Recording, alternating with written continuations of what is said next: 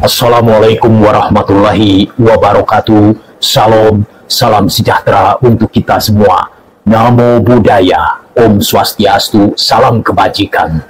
Memang kita layak untuk memberikan apresiasi atas kinerja Kejaksaan Agung yang pada akhirnya menetapkan Menteri Komunikasi dan Informatika Kominfo Johnny G. Plate atau lebih dikenal JGP sebagai tersangka dugaan korupsi proyek BTS 4G dan infrastruktur pendukung paket 1, 2, 3, 4, dan 5 Bakti Kominfo pada tahun 2020-2022. Tadinya mungkin kita juga ada yang sudah berpikir suuzon, karena sebetulnya kita juga tadinya sempat bertanya-tanya karena dugaan keterlibatan JGP ini yang sebetulnya sudah terendus sudah sejak lama. Kok kenapa pihak Kejaksaan Agung baru berani unjuk gigi setelah pemeriksaan saksi saat penetapan 5 orang tersangka sebelumnya? Namun perlu kita garis bawahi dan dipandang perlu untuk kita kawal terus. Karena pada kasus ini tentu tidak boleh berhenti pada penetapan JGP.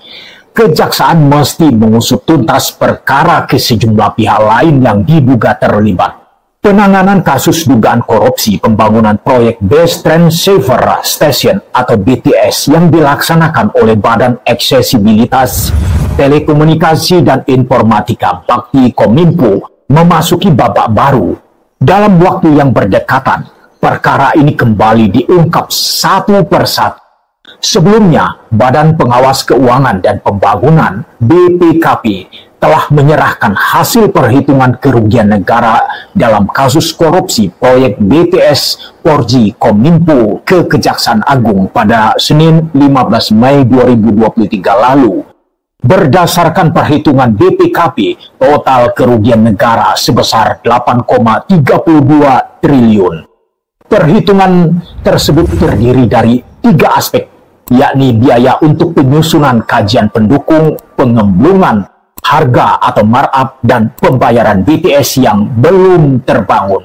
Jumlah tersebut ini tentu terbilang fantastis. Angka ini jauh lebih besar dari taksiran awal penyidik kejaksaan, yakni 1 triliun. Kemudian 2 hari berselang, Kejaksaan Agung untuk ketiga kalinya memanggil JGP sekaligus mengumumkan yang bersangkutan sebagai tersangka. Rabu 17 Mei 2023. Ia ditetapkan karena perannya sebagai pengguna anggaran atau PA sekaligus Menteri Kominfo yang diduga terlibat dalam sengkarut korupsi proyek BTS 4G. Seperti tersangka lain, JGP dijerat dengan pasal 2 ayat 1 dan pasal 3 Jo pasal 18 Undang-Undang RI nomor 20 tahun 2001 tentang perubahan atas Undang-Undang RI nomor 31 tahun 1999 tentang pemberantasan tindak pidana korupsi Jo pasal 55 ayat 1 ke 1 KUHP. Penetapan tersangka JGP juga layak untuk dikritisi, sebab sudah lebih dari 3 bulan sejak penetapan tersangka sebelumnya, namun baru beberapa hari setelahnya akhirnya diumumkan. Padahal dugaan kuat keterlibatannya sudah terendus sejak lama. Bahwa setidaknya hingga Maret 2023, ia sudah 2 kali diperiksa kejaksaan. Tidak hanya sang menteri yang ikut terseret, adik JGP, George Alex juga telah dipanggil. Dugaan keterlibatan keduanya terungkap pasca penyidik kejaksaan menerima informasi dari saksi lain.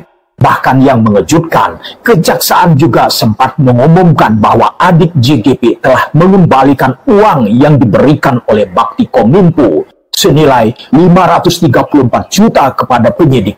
Selain itu, pengembalian sejumlah dana tersebut juga mengindikasikan adanya potensi konflik kepentingan dalam pengadaan proyek di Bakti Kominfo. Sebab bagaimana mungkin Bakti selaku Badan Layanan Umum atau BLU di bawah Menteri Kominfo memberikan sejumlah uang kepada adik sang menteri?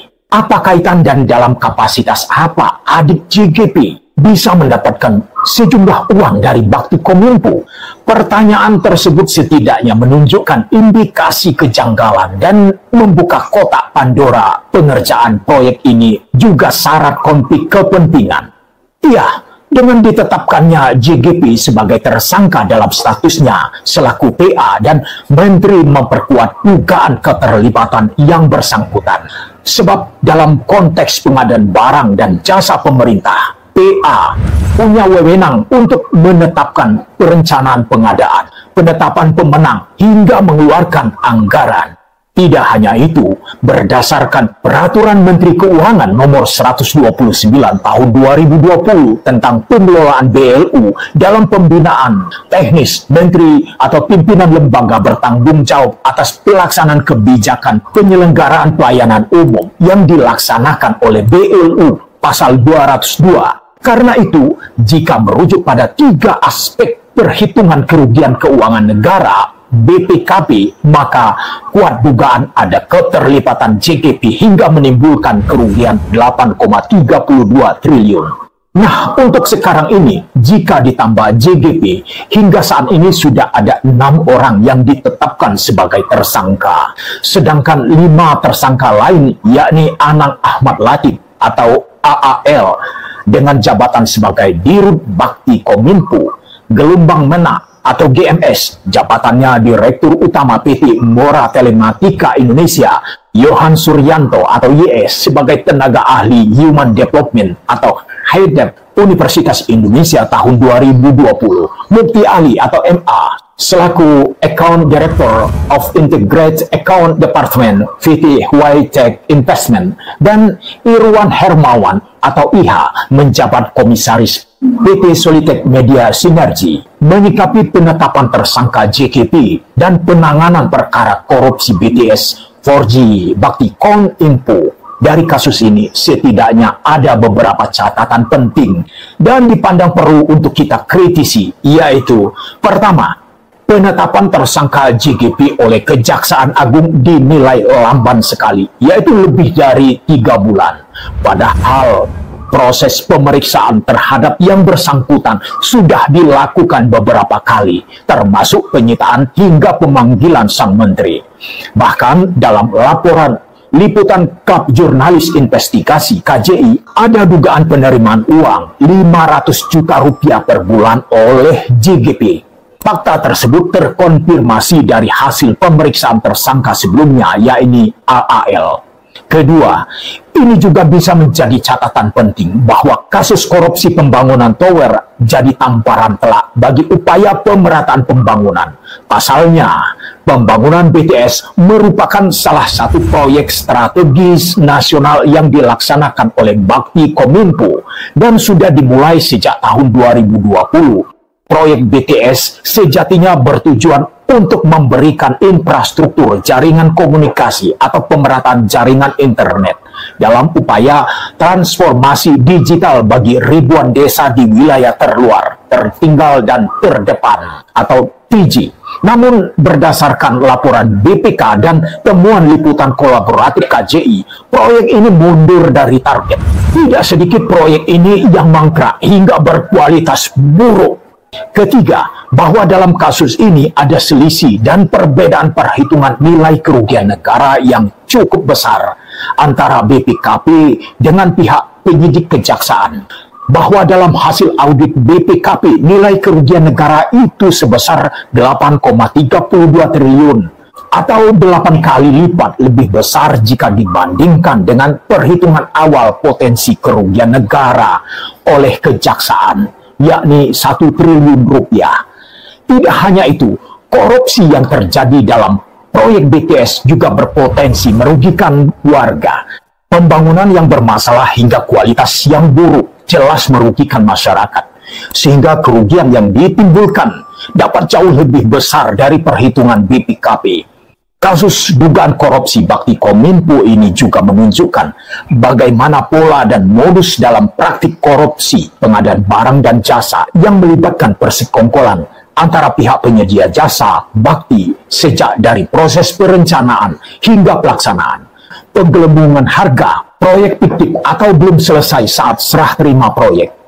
Keempat, sebagai catatan penting bahwa permasalahan pembangunan BPTS Bakti juga sempat diungkap dalam LHP DTT BPK tahun anggaran 2021 pada Kementerian Kominfo.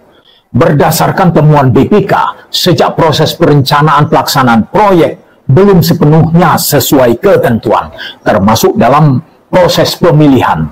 Salah satu temuan BPK menyebutkan bahwa ada indikasi ketidaksesuaian kualifikasi dalam pemenuhan persyaratan maupun dokumen yang disampaikan tidak lengkap. Namun peserta tetap diluluskan oleh Pokja Pemilihan.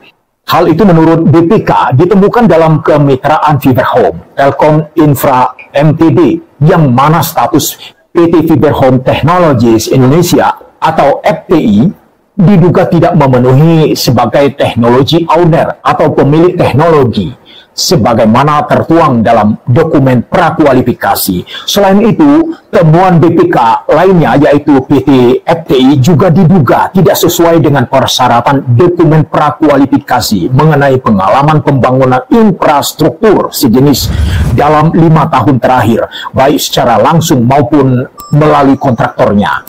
Kelima, bahwa kasus korupsi proyek pembangunan BTS 4G dan infrastruktur pendukungnya yang terjadi di tubuh Bakti menunjukkan adanya celah rawan dalam pengelolaan BLU, khususnya dalam aspek pengadaan. Untuk itu, momentum ini juga harus bisa dimanfaatkan untuk melakukan perbaikan dan pembenahan pada aspek tata kelola BLU di semua kementerian atau lembaga, terutama yang menyangkut aspek pengelolaan dan pengadaan barang dan jasa yang sepatutnya merajuk dan mengadopsi regulasi yang ada.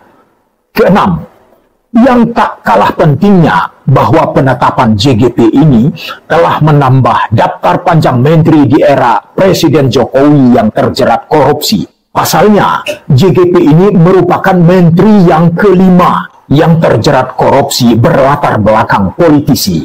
Tentu hal ini menjadi catatan serius bagi rezim Presiden Jokowi dalam mengawasi kinerja para pembantunya.